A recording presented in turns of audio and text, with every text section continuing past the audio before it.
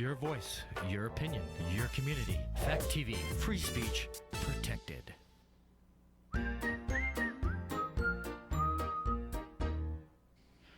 So Terrifier took place on Halloween, It did, yes.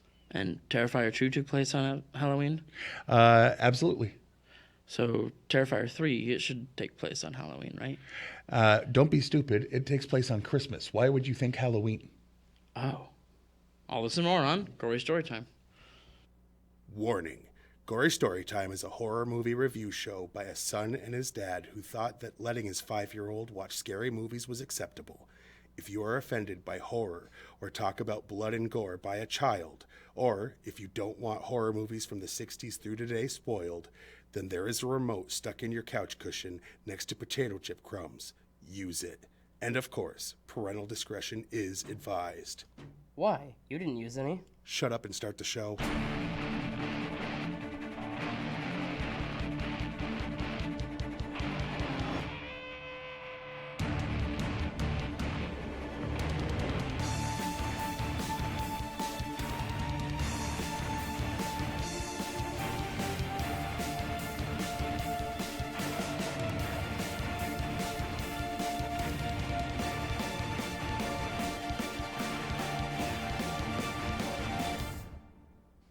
Welcome to Gory Story Time. I'm your host, Jason.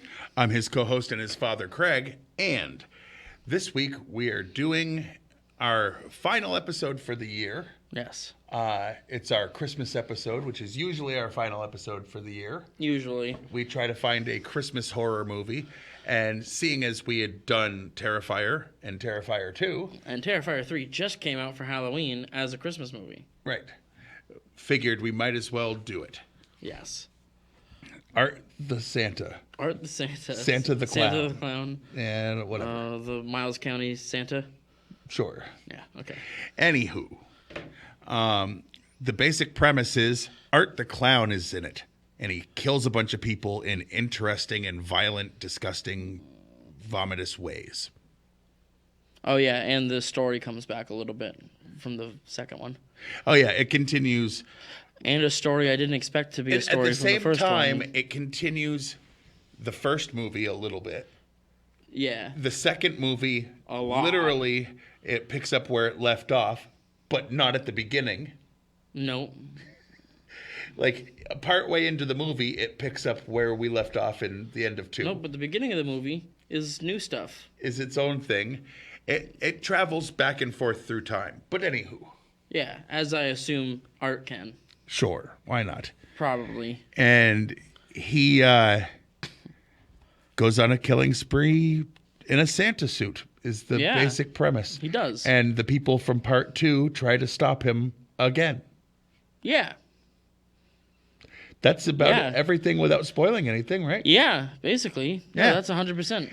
And we didn't want to play an actual trailer because it's hard to find one that was like not suitable for audiences.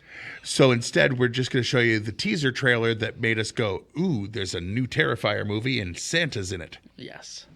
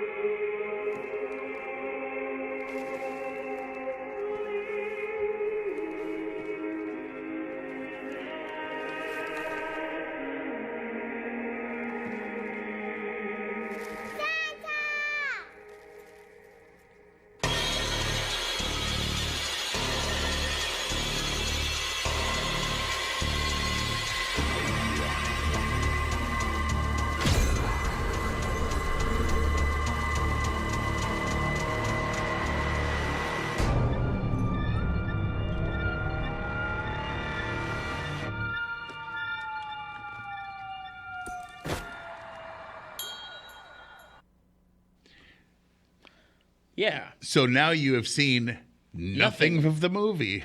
at all. Like, art was there, but like none of that came from the actual film. Yeah. Anything else you want to say before we tell people why we're really here? Yeah. Go watch it. It's in the theaters somewhere. I mean, they said it's coming back for Christmas. a weekend or something because of Christmas. Now, here's the part where I pretend that we have actual sponsors. And we say that we're not really doing this because we love horror movies. We're doing this because we get paid all sorts of money from real sponsors Yeah. that you've never heard of anywhere else, by the way. Or ever again. Right. But this week, Gory Story Time is brought to you by the Christmas Horror Advent Calendar. The Christmas Horror Advent Calendar is the only advent calendar based on Christmas horror movies. Starting on December 1st, open one compartment daily to find an ornament, decoration, or knickknack inspired by a horror movie that takes place on Christmas. From Silent Night, Deadly Night to Krampus to Black Christmas and Santa's Sleigh, we've got what you need to get into the horror day spirit. Heck yeah. And by Stockings. The first Christmas stockings that are made to send to that special someone who is playing hard to get by taking out a restraining order that says you have to stay at least 500 feet away. We pre-fill stockings with creepy items to make them squirm with fear. For a small extra fee, we can soak the stocking in chloroform, so your true love opens the package. It will be a total knockout. Stockings, because Santa isn't the only one who sees them when they're sleeping. That's true, I suppose. You ever question the legality of some of these? I don't. I figure best just to take the money and run. Yes, all the money. Do you want to go first, or do you want me to for this part? How does it? I'll go first. Okay, so right now we're going to get into the behind-the-scenes information, or as Jason likes to call it, the meat and beef of the show. Or as I like to call it, the meat and beef of the show. There we go. Legendary makeup artist John Caglione Jr., most famous for working on The Dark Knight's Joker makeup, told Damien Leone he was a fan of Terrifier 1 and 2 and offered to work on the film, which Leone quickly accepted. I mean, of course he did. Yeah. Director Damien Leone said that, or is it Leone? Like I heard thought it someone was Leone. say. That's what I thought, I but thought it I've was heard weird someone that he say didn't Leone. just correct the guy. Yeah, I don't know. Anyway, said that several big studios showed interest in financing the movie based on the success of Terrifier 2, even without a full script. But he turned them all down because he is certain they would never let him film the opening scene alone, that he describes as very controversial. Yeah. Yeah. Leone says that the only reason he can be so uncompromising in his depiction of horror and gore is because he finances his movies independently, creates all the special effects himself to keep costs down, and has no big studio breathing down his neck to make the movie more mainstream. I mean, I get it. When making Terrifier 1 and 2, Damien Leone stated in interviews the crew consistently was only 5 to 10 people, depending on the day, with crew members working every position possible. For Terrifier 3, there were dozens of people on the set every day, with dedicated crew departments. The rat tube scene truly made Art the Clown actor David Howard Thornton nauseous, and he had to try keeping himself from throwing up. The distributor, Cineverse, had only one request, and that was to keep the film under 2 hours long. Damien Leone, who served as his own editor, ripped out pages while filming to keep the film shorter. Realizing it would be too long and not have time to film the scenes, the ending was much longer and was also cut down. Despite trying his best to meet the request, Damien submitted his final edit at 2 hours and 5 minutes. I thought so.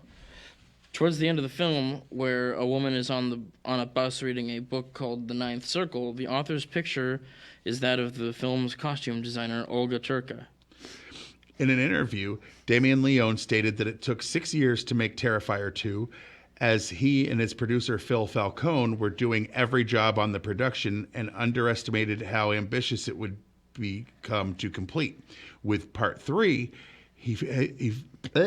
Damien faced a new challenge of writing and completing production within a single year to meet the release date. The production barely made it in time for September premiere at Fantastic Fest.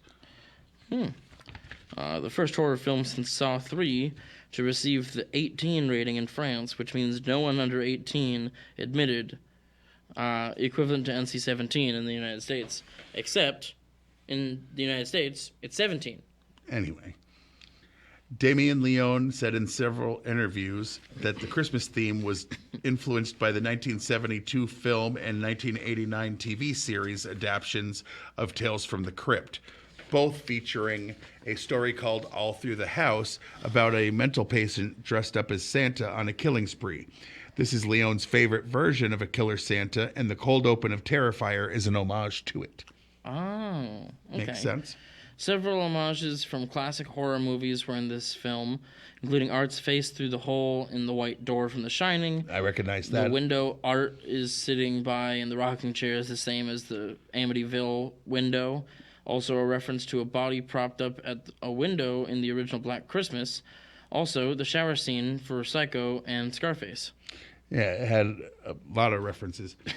In one scene, a woman was seen reading a book called The Ninth Circle by an author called Rosemary Castavetti. This is a reference to the original short film with Art the Clown, The Ninth Circle, and Rosemary's Baby, where the titular character Rosemary is in it, and also characters with the last name Castavetti.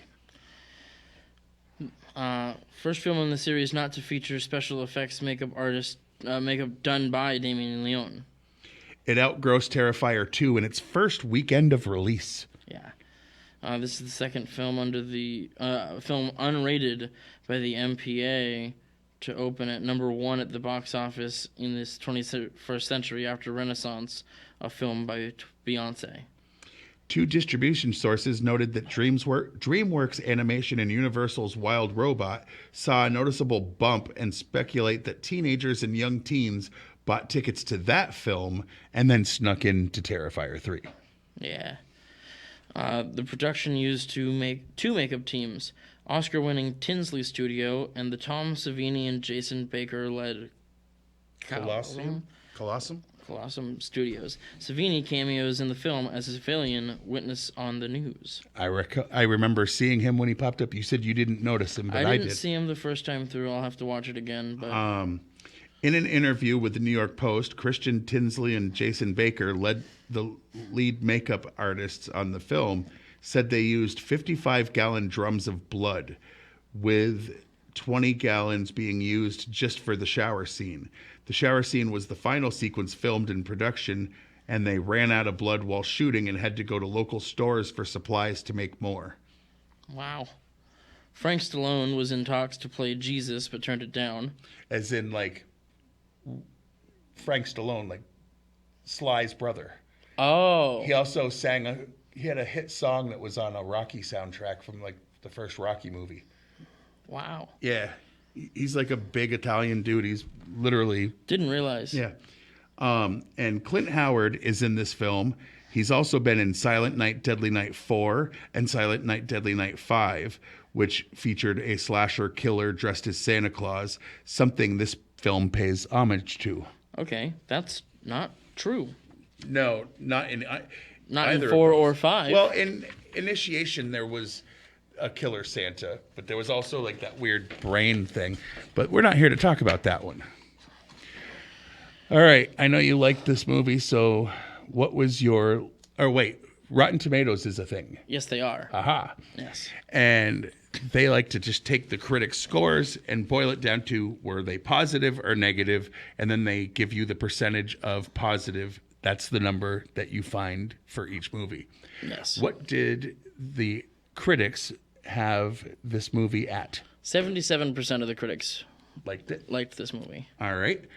And the people also get to vote, and the people have it a little higher at 82. Yes. Usually that's the case with horror movies, is it's usually higher with the audience. Right. Last week's episode, Antrim, you'll notice, went the other way. There's a reason for that. Yes. Now, I know you liked this movie. What was your least favorite part? My least favorite part.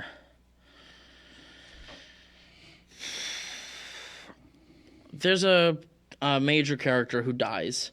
I'm not going to say who, but definitely very dead. And it kind of bothered me that they killed that character off. Okay. My least favorite part, boy, trying to think about the entire movie and find a thing to say.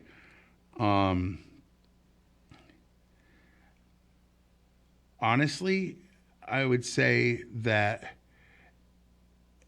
there's been, boy, I'm not really sure what to point to.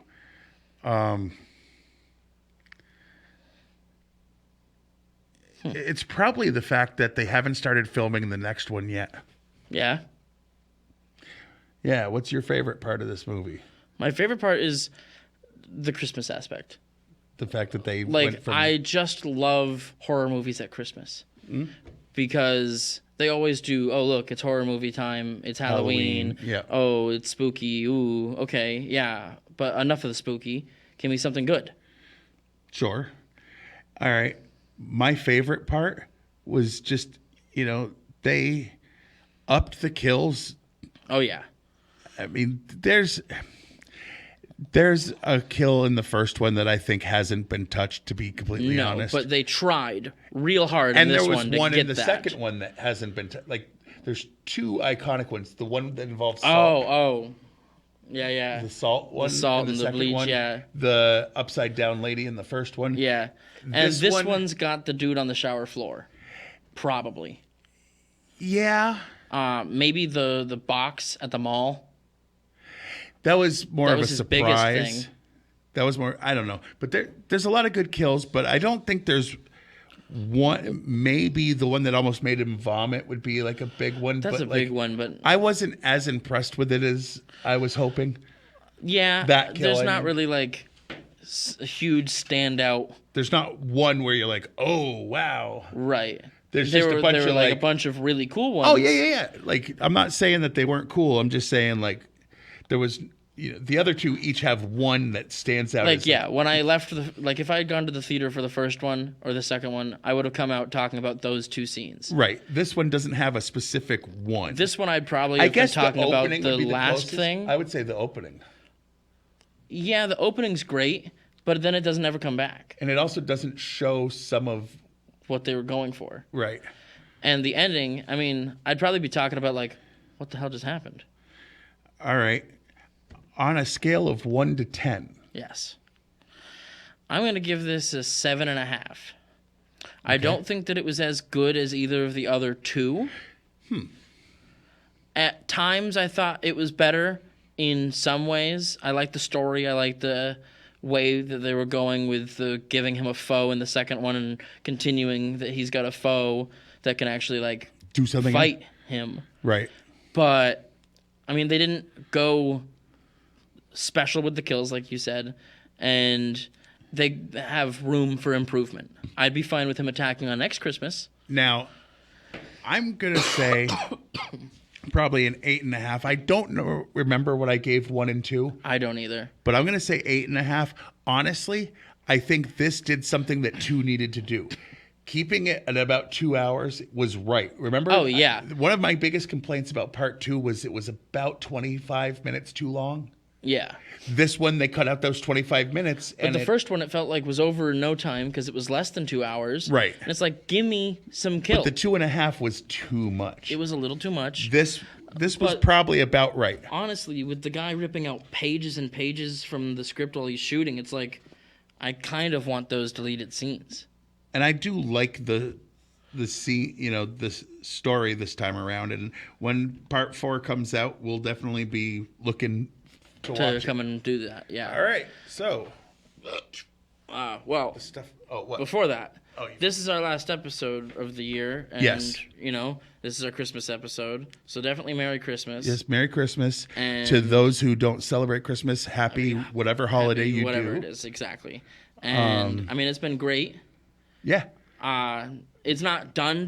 No, but no. It's done for a little while. Yeah, because he's And- becoming a father, he wants to take, a few months off to be there for his newborn baby. It doesn't make sense on his day off from work to come in here and have a crying baby when we need to be doing a show. Like, Right.